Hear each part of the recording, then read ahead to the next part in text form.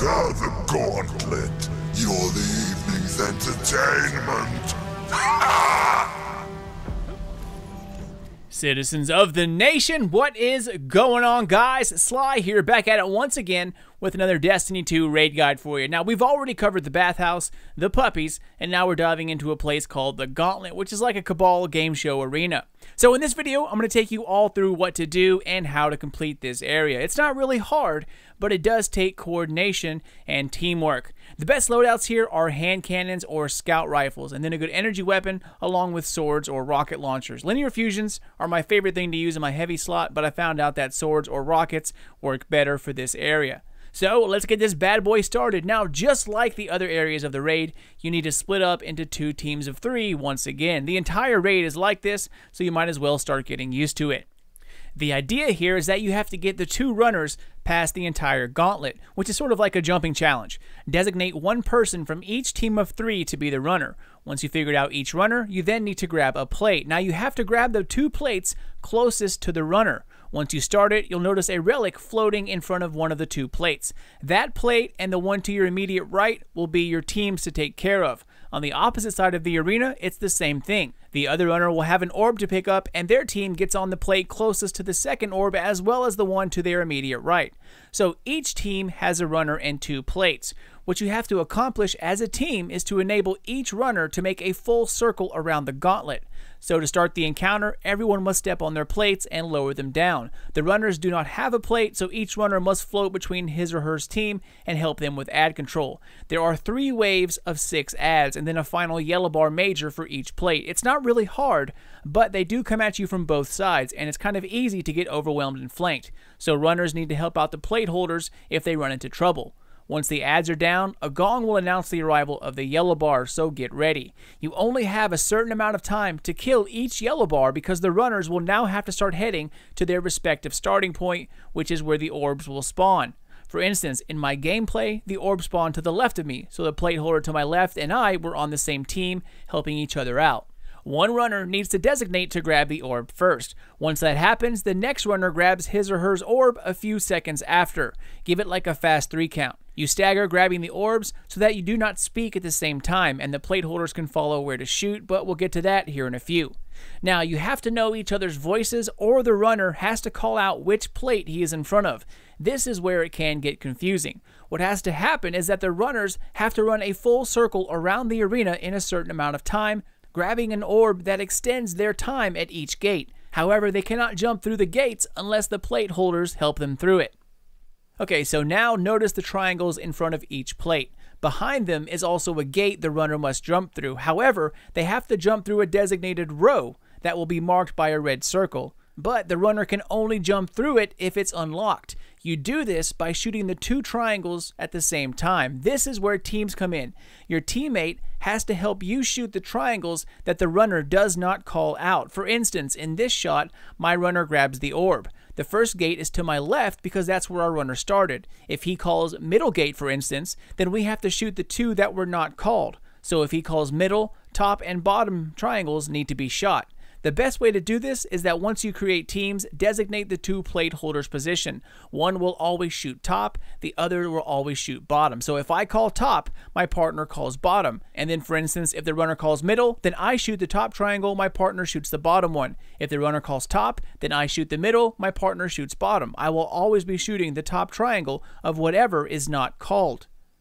Now, you and your partner have to shoot the different triangles at the exact same time. That unlocks the gate, allowing your runner to run through it. You'll know that you did it correctly by the fact that they will all turn green, and you will hear this kind of ding noise. If you get it wrong, it's like a kind of sound. So once the runner makes it past the first gate running clockwise, that means I'm next. My teammate and I shoot the triangle to let him through it, and then he moves on. However, the extra twist here is that you have to be standing on your plate to shoot the triangle. And after every green gate, a counselor will appear directly in front of your plate. Every plate holder takes care of his or her own scion. As soon as it's green, immediately jump down, melee the scion, turn around, and immediately jump back on your plate, getting ready to take aim at the next gate. Now, the second part of the twist is that you have to help the other team's runner through your gates, so it's now a different voice to listen to.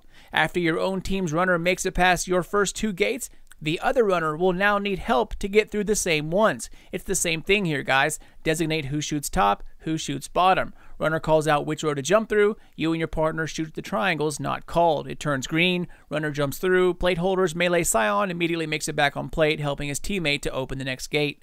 Once each runner has made a full lap, they run through 4 gates. They will then run to an orange finish line and then slam that relic that they grabbed at the beginning in the middle of the arena. So once that happens, that is 1 round. If done correctly, it's actually pretty easy. However, if you get mixed up and a gate turns red, the runner can still run through it, but the runner does not get an orb extending the amount of time that he or she has. Miss twice in a row and the runner dies. Also, a projection Scion will appear at one of the columns on the left or the right of the gate that was missed. So not only do you need to melee your Scion directly in front of your plate, but now you have to keep an eye out for an extra one on the left or right hand side, or it will wipe the entire team. And that's basically it, guys. The runner has more obstacles after every round, but they're not really that hard to get around. The plates start bouncing up and down at one point, trying to throw your shots off on round 3, but it's not really that hard.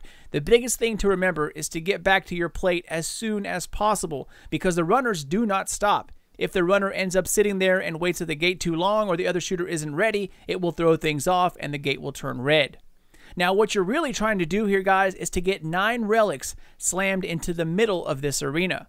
After 3 rounds of 2 runners, if they are successful, that deposits 6 relics in the middle. On the 4th round, everyone has to meet in the middle to grab a relic themselves, and now you have to run the gauntlet as an entire team.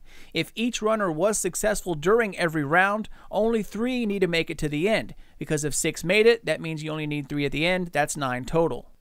If one runner dies and you miss a slam, then at the end, you need 4 to survive through it. You miss 2, you're going to need 5 at the end. Miss 3 slams during the first few rounds, and the entire team has to survive the gauntlet at the end and deposit their orb into the center. Otherwise, it's a wipe. Now, the final twist to this is that there's not enough time extending orbs for everyone to pick up at every gate.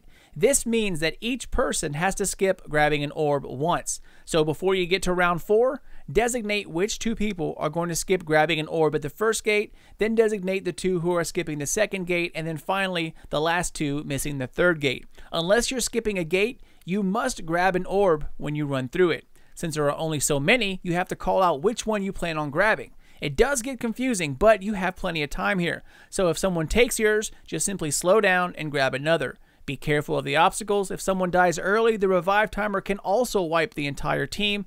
You only need 1 revive to reset the timer back to 25 seconds. So just be sure to remember that in case it happens. But that's about it, guys. After the team run, make it to the finish line, keep running to the middle of the arena, and it will auto slam in the middle. Get enough orbs to the middle, and you, my friend, are done with this challenge. Like I said, it's really not that hard once you get the hang of it.